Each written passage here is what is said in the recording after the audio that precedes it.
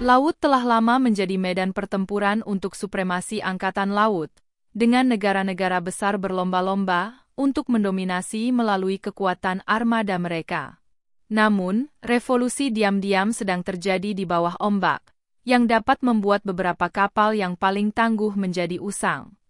Hadir UUV 300CB, kendaraan bawah air tak berawak UUV terbaru Tiongkok. Sebuah teknologi yang mengubah permainan yang menandakan pergeseran seismik dalam peperangan angkatan laut. Diperkenalkan oleh Polygroup di sebuah pameran pertahanan di Malaysia, UUV 300CB lebih dari sekadar pesawat nirawak bawah air. Ini adalah sebuah pernyataan.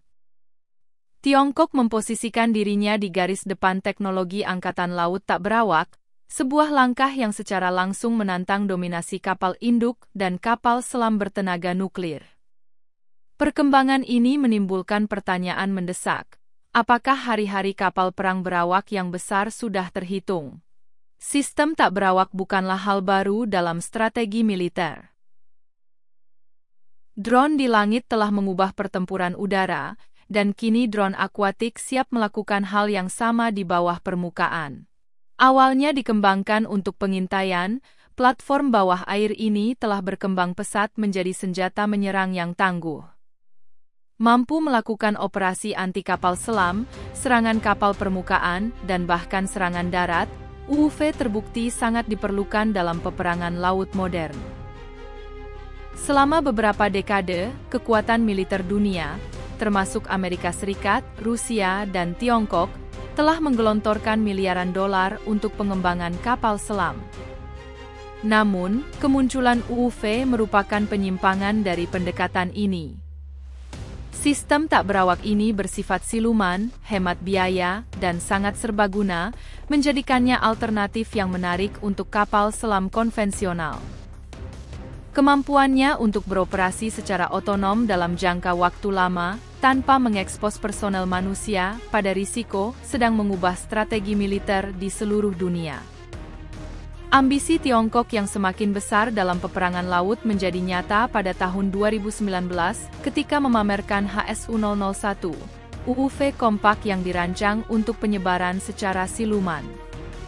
Namun, UUV 300CB menandai lompatan maju yang besar.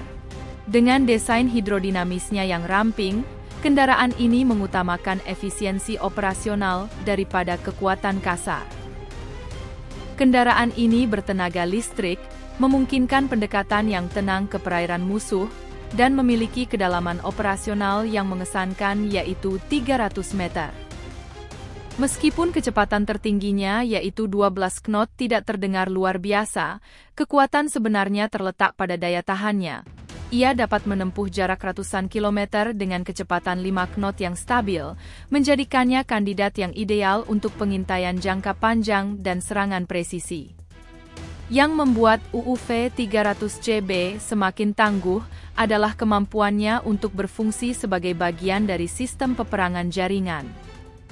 Dengan menghubungkan ke intelijen berbasis satelit, platform pengintaian udara, dan unit tak berawak lainnya, ia menjadi bagian dari strategi pertahanan terpadu, yang mampu beroperasi dalam koordinasi dengan pasukan angkatan laut yang lebih besar. Tingkat sinergi strategis ini meningkatkan efektivitas operasionalnya, yang memungkinkannya untuk mengumpulkan intelijen, menyampaikan data penting, dan menyerang dengan presisi. Saat membahas sistem bawah laut yang canggih, mustahil untuk mengabaikan torpedo nuklir Poseidon Rusia. Pertama kali diperkenalkan pada tahun 2018 oleh Presiden Vladimir Putin, Poseidon digambarkan sebagai senjata kiamat, dengan kemampuan melintasi 10.000 km pada kecepatan 100 knot sambil membawa hulu ledak nuklir yang cukup kuat untuk memicu tsunami radioaktif. Namun, banyak analis mempertanyakan apakah kemampuan Poseidon telah dilebih-lebihkan untuk kepentingan politik. Tidak seperti Poseidon, UUV 300CB melakukan cara yang berbeda. Alih-alih berfokus pada kekuatan destruktif yang luar biasa, ia memprioritaskan kemampuan beradaptasi dan penyebaran yang strategis. Salah satu fitur yang menentukannya adalah kemampuan untuk beroperasi secara berkelompok. Alih-alih mengandalkan satu aset bernilai tinggi, Tiongkok dapat menyebarkan beberapa UUV 300CB secara bersamaan, yang akan membanjiri pertahanan musuh dan meminimalkan risiko kehilangan satu unit. Pendekatan terdistribusi ini menggemakan taktik kapal selam kawanan serigala yang historis, yang memungkinkan serangan yang kompleks dan terkoordinasi terhadap kapal musuh. UUV 300CB dilengkapi dengan teknologi canggih, termasuk susunan sonar canggih, periskop definisi tinggi, dan tautan komunikasi satelit. Sistem ini memungkinkannya untuk mendeteksi dan melacak kapal selam musuh dengan akurasi yang sangat tinggi. Meskipun kapasitas senjatanya terbatas, hanya membawa 2 torpedo 380 mm, efektivitasnya terletak pada kerjasama tim. Sekelompok UUV 300CB dapat mengepung dan menetralisir ancaman, mengubah apa yang mungkin tampak seperti muatan kecil menjadi strategi serangan yang menghancurkan. Di luar pertempuran langsung, UUV 300CB dapat menjalankan banyak peran. Ia dapat melakukan pengintaian bawah laut, memetakan pertahanan musuh, dan menyebarkan ranjau bawah laut di lokasi strategis. Tingkat fleksibilitas ini memastikan bahwa ia tetap menjadi aset yang berharga, terlepas dari tujuan misi. Salah satu tantangan terbesar dalam mempertahankan angkatan laut modern adalah biaya. Kapal selam dan kapal induk bertenaga nuklir membutuhkan investasi yang sangat besar dalam pembuatan, pemeliharaan, dan pengoperasian. Sebaliknya, UUV 300CB hanya sebagian kecil dari biaya tersebut dan dapat diproduksi dalam skala besar. Desain modularnya memungkinkan kustomisasi khusus misi, mulai dari pengintaian dan pemasangan ranjau hingga serangan langsung terhadap kapal musuh. Keterjangkauan ini berarti bahwa dalam potensi konflik, Tiongkok dapat mengerahkan sejumlah besar UUV 300CB yang memaksa musuh untuk mendedikasikan sumber daya yang besar untuk melawannya. Kemampuan untuk membanjiri perairan yang disengketakan dengan mesin-mesin cerdas yang senyap ini akan mengubah keseimbangan angkatan laut demi kepentingan Tiongkok. Tidak seperti kapal selam berawak, yang membutuhkan pelatihan bertahun-tahun bagi awaknya dan dukungan logistik yang signifikan, UUV ini dapat dikerahkan dengan cepat dengan biaya overhead yang minimal. Meskipun UUV 300CB sudah menjadi aset yang tangguh, potensi peningkatannya di masa mendatang akan membuatnya semakin berbahaya.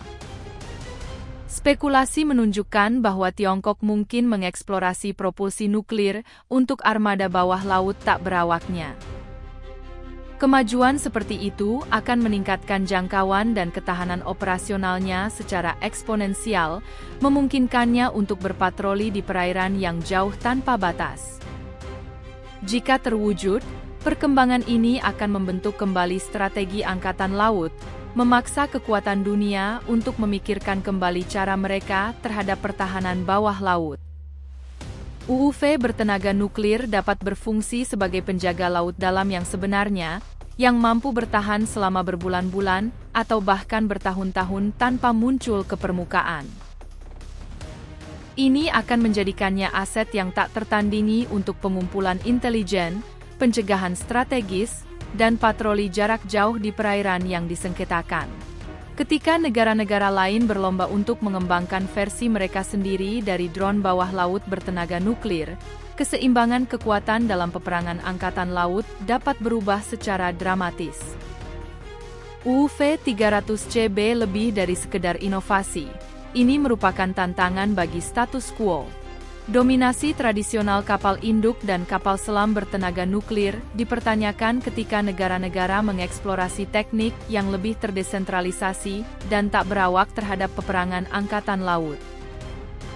Meskipun sistem lama ini akan tetap penting untuk saat ini, ketergantungan yang semakin besar pada UUV menandakan transformasi yang tak terelakkan dalam keamanan maritim. Ketika negara-negara berebut untuk mengembangkan pesawat nirawak bawah air, satu hal yang jelas, medan perang bawah laut memasuki era baru. UV-300CB bukan sekedar senjata. Ia adalah simbol visi strategis, kecakapan teknologi, dan ambisi Tiongkok untuk memimpin babak berikutnya dalam peperangan angkatan laut. Bagaimana dunia menanggapi gelombang pertempuran bawah laut tanpa awak yang meningkat ini akan menentukan masa depan supremasi angkatan laut. Era peperangan bawah laut yang senyap dan tanpa henti telah dimulai, dan aturan pertempuran sedang ditulis ulang di depan mata kita.